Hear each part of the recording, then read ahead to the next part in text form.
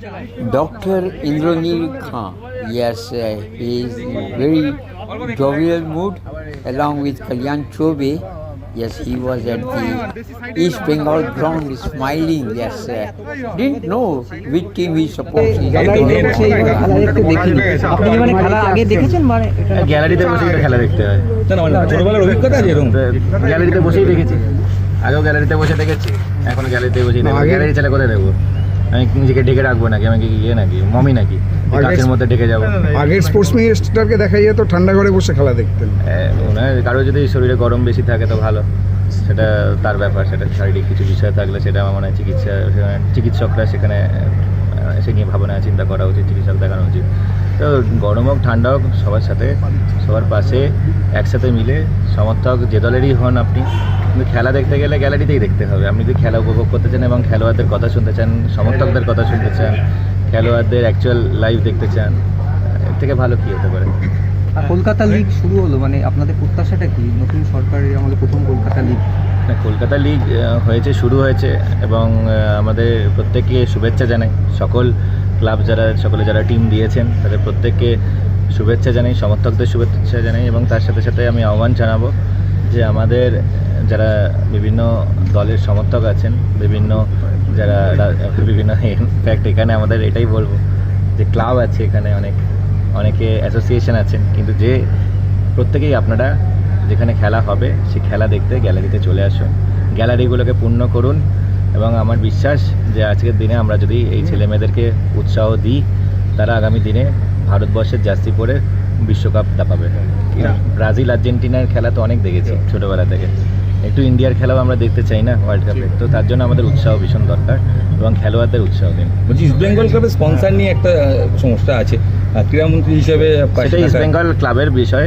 তবে আমরা প্রত্যেকেই বলেছি যে আমাদের খেলোয়াড়দের পাশে আমরা আছি, এবং দীর্ঘদিন ধরে যে সকল ঐতিহ্যশালী ক্লাব আছে যারা ভারতবর্ষকে সম্মানিত করেছে, আমাদের পশ্চিমবঙ্গকে সম্মানিত করেছে তাদের খেলাধুলার মাধ্যম দিয়ে, তাদের অ্যাচিভমেন্টের মাধ্যম দিয়ে, তাদের জন্য এবার বাজেটেও সম্মানীয় মুখ্যমন্ত্রী শ্রী শুভেন্দু অধিকারী মহাশয় বিশেষ প্রভিশন দিয়ে রেখেছেন। তো সুতরাং বুঝতেই পারছেন খেলাধুলার জন্য আমাদের বিশেষ এখানে ফোকাস, এবং প্রধানমন্ত্রী নরেন্দ্র মোদীজি খেলো ইন্ডিয়া কর্মসূচি মাধ্যম দিয়ে সমগ্র ভারতবর্ষ জুড়ে যেভাবে খেলাকে সাপোর্ট করছেন বিভিন্নভাবে, তো সেক্ষেত্রে সেটা আমাদের পশ্চিমবঙ্গের যারা বিভিন্ন খেলোয়াড়রা আছেন, বিভিন্ন স্পোর্টিং অ্যাসোসিয়েশনের, তারাও তার বেনিফিট পাবেন।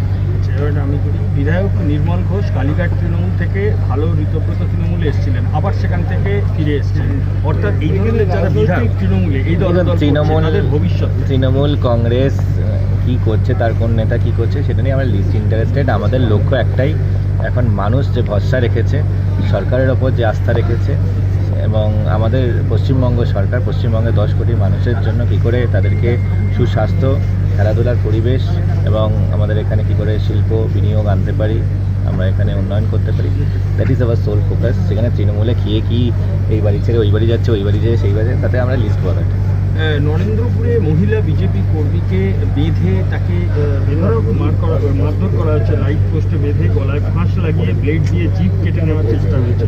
কাঠগড়ায় হচ্ছে নরেন্দ্রপুর, তারা এত বিপুল পর্যায়ে এড়িয়ে যাবে। তৃণমূলের কালচার এটা, তবে তৃণমূল ভুলে গেছে যে তারা এখন পশ্চিমবঙ্গে পরিবর্তিত পশ্চিমবঙ্গে রয়েছে, যেখানে আইনের শাসন থাকবে, এবং যারা আইন নিজের হাতে তুলছে তাদের বোঝা উচিত যে আইন কীভাবে, আইনের শাসনে কি হয় সেটা তারা দেখে নেবে। সেবাশ্রয়ে ভুল চিকিৎসায় এক মহিলার পা বাদ গেছিল, তাকে সোমবার ডেকে পাঠানো হয়েছে স্বাস্থ্য ভবনে, এবং মূল অভিযোগ এর আগে স্বাস্থ্যমন্ত্রী জানা উত্তর দেওয়া উচিত যে তিনি কেন এতদিন ধরে ডেকে পাঠায়নি। এই অভিযোগ তো এর আগের স্বাস্থ্যমন্ত্রী তথা তৎকালীন মুখ্যমন্ত্রী মমতা বন্দ্যোপাধ্যায়ের কাছে জানা ছিল, তার তো অজানা ছিল না। তারপরেও কেন এই যিনি ভিকটিম তার পাশে থাকেনি? তারপরে বেরোবো।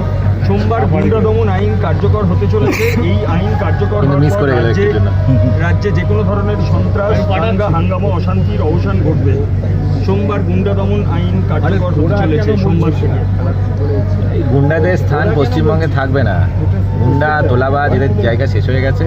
গুন্ডাদের কীভাবে দমন হবে সেটা দেখতে পাবেন। যেরকম কড়া আইন এসে গেছে, ওই সব গুন্ডারা ঘরের মধ্যে ঠান্ডা ঘরে ঢুকে যাবে। আচ্ছা, 21শে জুলাই ধর্মতলায় 21শে জুলাইয়ের অনুমতি পাওয়া যায়নি, কিন্তু 2-3টে জায়গায় হাওড়া, শিয়ালদা, হাজরাতে বক্তৃতা করবেন মুখ্যমন্ত্রী মমতা বন্দ্যোপাধ্যায়। অনুমতি ছাড়া কি করে সম্ভব? মমতা বন্দ্যোপাধ্যায় প্রাক্তন মুখ্যমন্ত্রী হয়ে গেছে, এখন আর মুখ্যমন্ত্রী নেই। প্রাক্তন, হ্যাঁ। তো সুতরাং সেটা সেই জন্য প্রাক্তন মুখ্যমন্ত্রী, মানুষ তাকে রিজেক্ট করে গেছে এবং তার দলের কর্মীরা, দলের এমএলএরা, দলের বিধায়করা, সাংসদরা সবাই তাকে রিজেক্ট করে গেছে।